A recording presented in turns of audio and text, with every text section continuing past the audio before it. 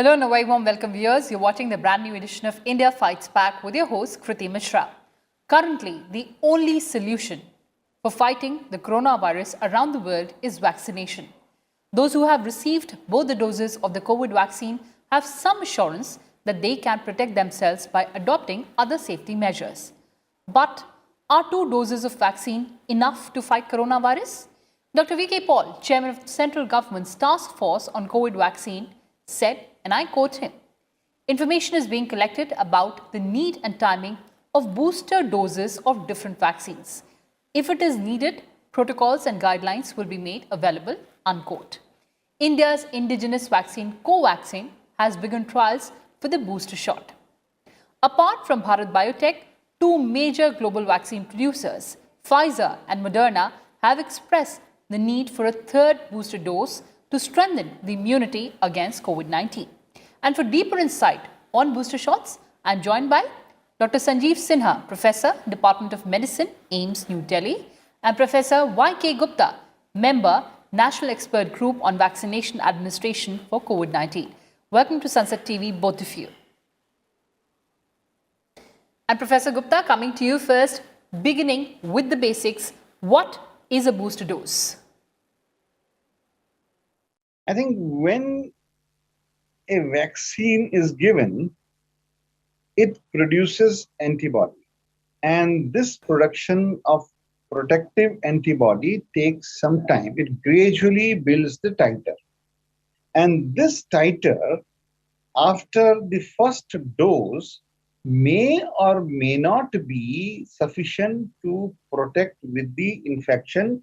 That means either bacterial infection or viral infection, which comes next. Therefore, it may sometime be necessary that at some stage you give another dose of vaccine. This will boost. That means this will increase the production of antibody in a faster manner and at a much higher level. And this will give you the adequate protection from the infection, which can be bacterial or which can be the viral. Now, therefore, there is a need many times that you give first dose, then the booster dose, and maybe after some time, in some cases, with some vaccine, a second booster, a third booster, or maybe you may need more boosters. Now, it is important to understand that when booster is required, that means booster is required, when your titer does not reach the desired level of protection. So, like what you do in COVID vaccine, Covaxin, you give after 24 or 4 weeks. Covishield, you give after 12 weeks. And in some cases, you do not give for 1 year, like that. The second thing is, when you feel or when the data say that this titer is reached like this, and after some time this titer is decreasing and it decreases below this significant level of protection which can it provide, and therefore you need a booster. Now, it is important, therefore, to understand 2 things. That when this booster will be required, what time?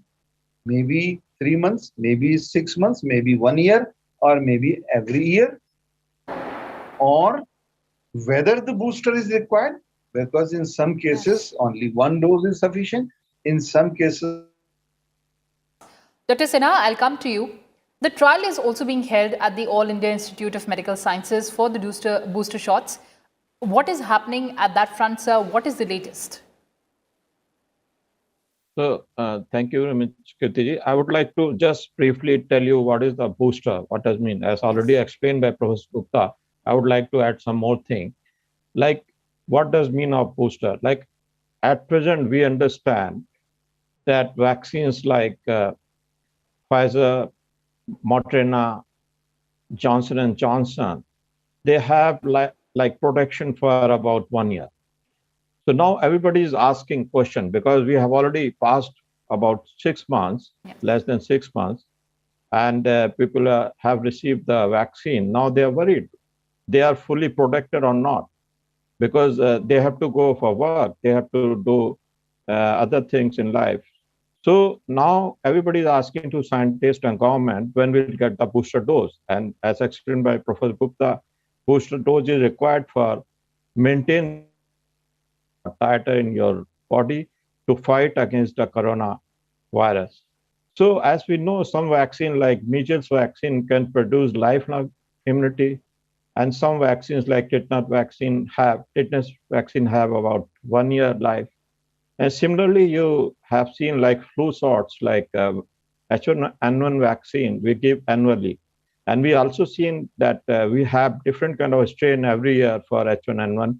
And according to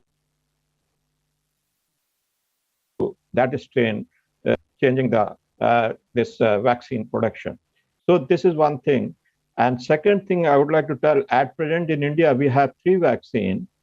Like we have Covaxin, we have Covishield, and we have Sputnik. So we don't know how much longevity they are effective in the body for to maintain the antibodies that can protect or that can give the immunity against the coronavirus.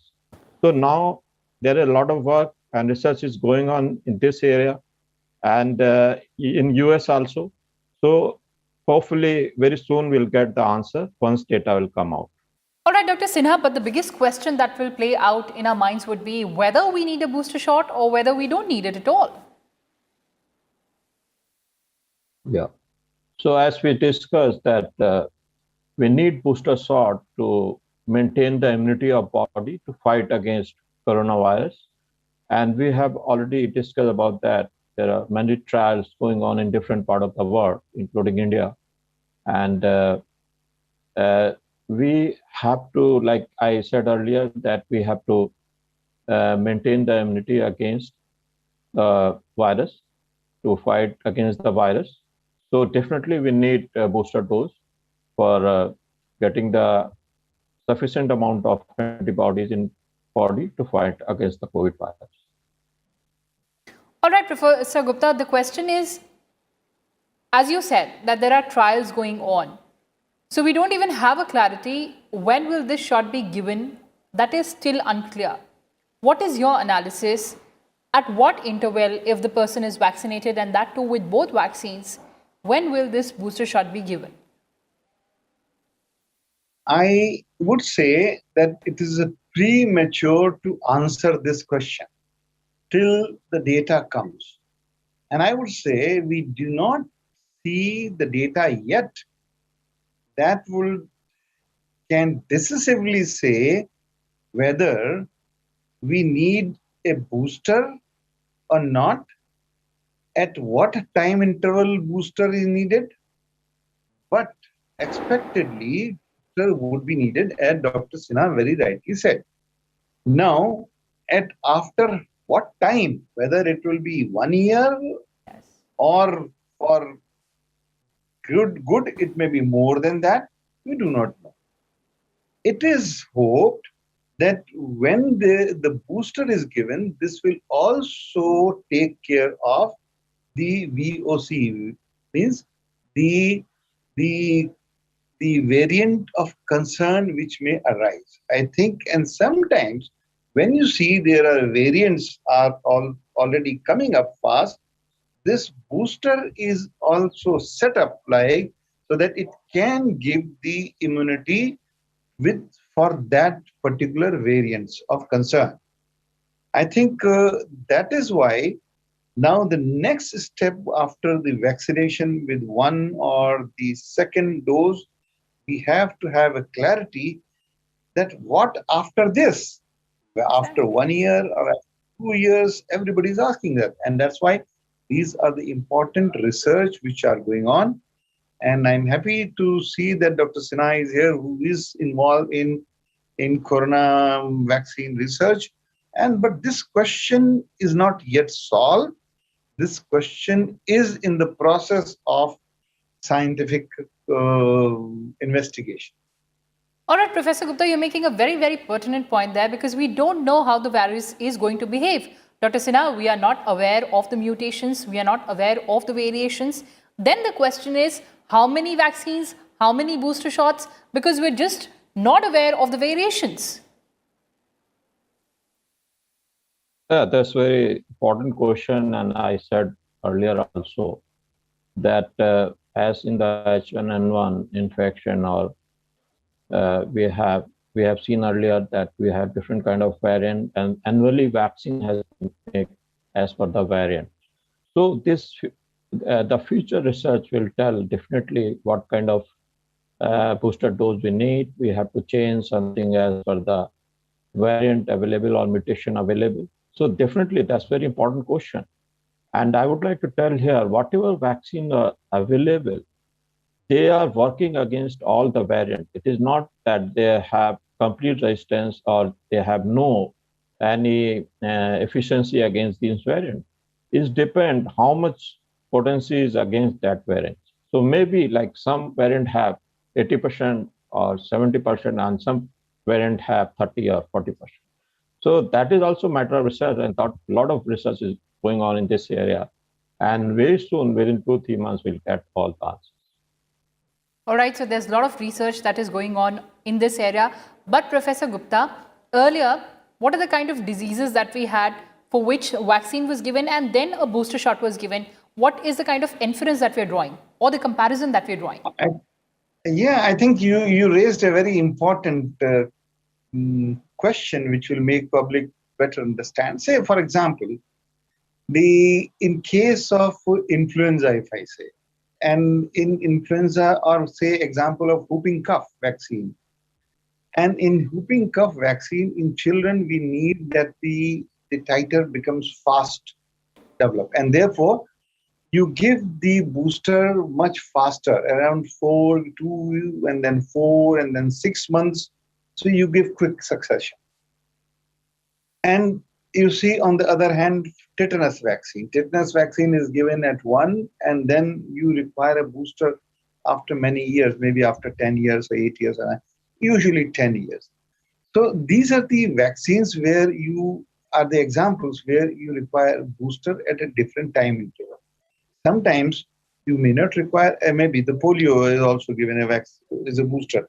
But then, so that depends upon the data when you say the immunity titer wanes off, or the memory cells which contain the immunity are there.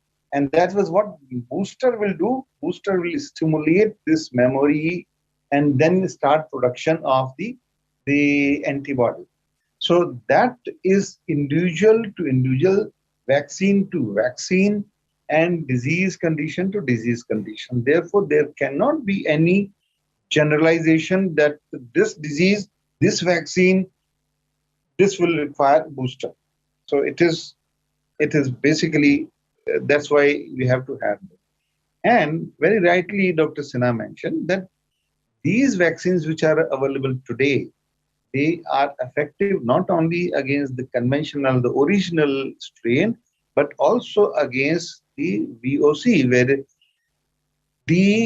the antibody production to some VOC may be differential.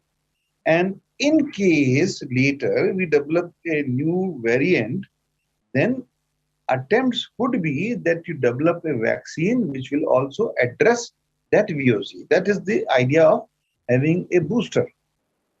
But Dr. Sinha, again, we'll have multiple booster shots, like we have various vaccine candidates and vaccines in the market. So again, the question would be, which booster shot would a citizen take? Yeah, that's a very important question. And you must have heard there is a kind of theory coming up, mix and match. So like you have in future, you have many options. So like somebody have taken Covaxin now or Covishield in India, and there is a Pfizer is coming and Moderna is coming in future in India. So a lot of people would like to take that or would like to change their mind as a booster dose. So that is also, I mean, area of interest for research, and there's a lot of work is going on. And Pfizer and Johnson and Johnson and some more companies are working on that. And hopefully in future we'll have an option of booster dose, and we can kind of mix and match of different kind of vaccine, and we'll get the more benefit from these vaccines. All right, Professor Gupta, from cocktail vaccines to cocktail booster shots now. Very interesting. And see, today we have in India three vaccines which are available now. One or rather two vaccines which are available: Covaxin, Covishield. Sputnik will be available soon. And we will have, if you are looking at the basket, maybe after 5 years, or maybe after much near future, maybe after 1 year, you will have 7-8 vaccines. Then maybe after more than 3 years, there will be 20 cafeteria approach for vaccines for corona. Now the question is mix and match. If it is possible that if I'm taking Covaxin and then I go somewhere where the Covishield is available, Moderna is available, can I give that as a booster? That is a comforting situation. But now the data is not available.